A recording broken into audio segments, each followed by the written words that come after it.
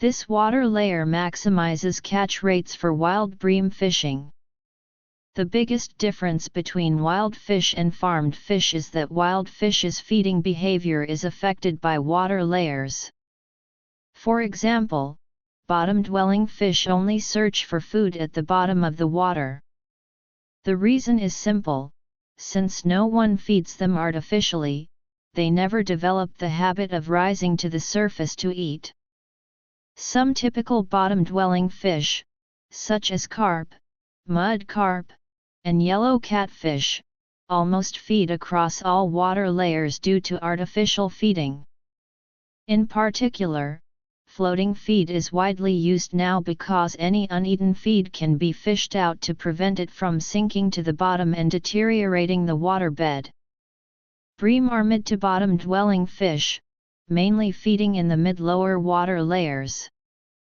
Among various fish species, bream have several prominent characteristics. First, they are extremely greedy and have a very broad diet. There's almost nothing they won't eat. Bream are also called grass bream, which shows they feed on plants. Their feeding habits can be summarized as a combination of carp and grass carp. Their greed is also evident in the fact that if there are bream in the water, they are often the first to bite the hook, aside from small fish. Second, in terms of body shape, bream are wider vertically and narrower horizontally, with small heads and slightly upward tilting mouths.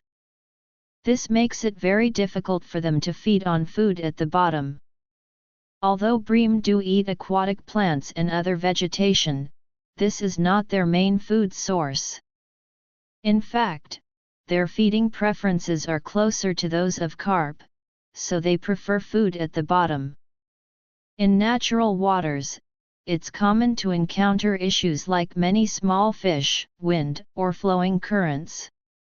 If you use the standard method of fishing the surface, the tackle easily drifts away from the feeding spot.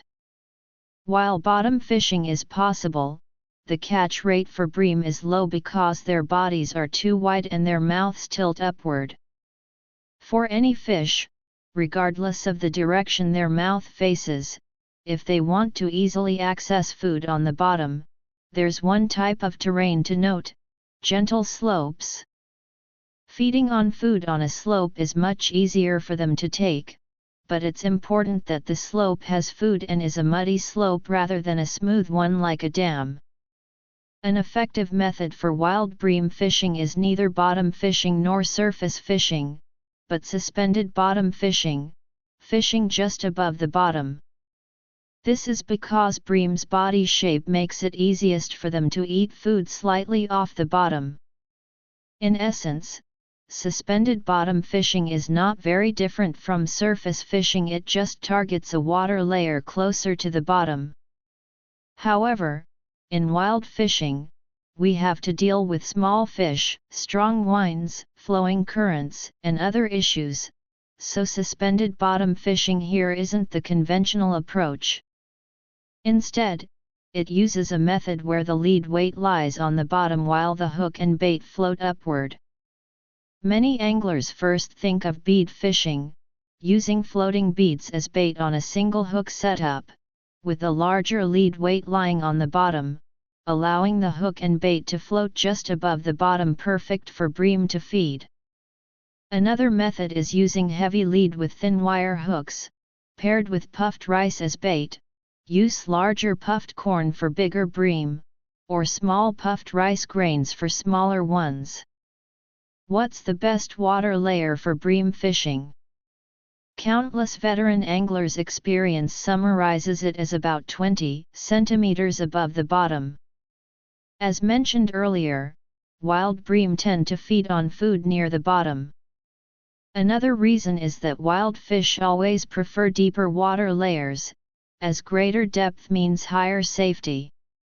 Bream share a similarity with crucian carp.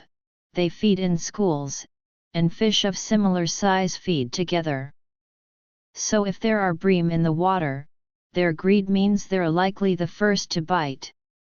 And because they feed in schools, you can often catch several fish of similar size in a row.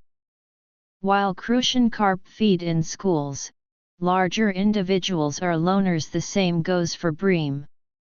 Larger bream are less social, so consecutive catches are usually smaller to medium-sized bream. Finally, note that for reverse suspended bottom fishing, it's best to use a single hook to prevent tangling between the sublines. Also, try to cast the line fully so that the main line is in a slanted position. This ensures a certain distance between the subline and main line, better preventing line tangles. About the author. I'm a self-media blogger who loves fishing and enjoys sharing tips. Follow me to exchange fishing techniques and discuss the little details of wild fishing. Give a like, save this, and follow to never miss future updates.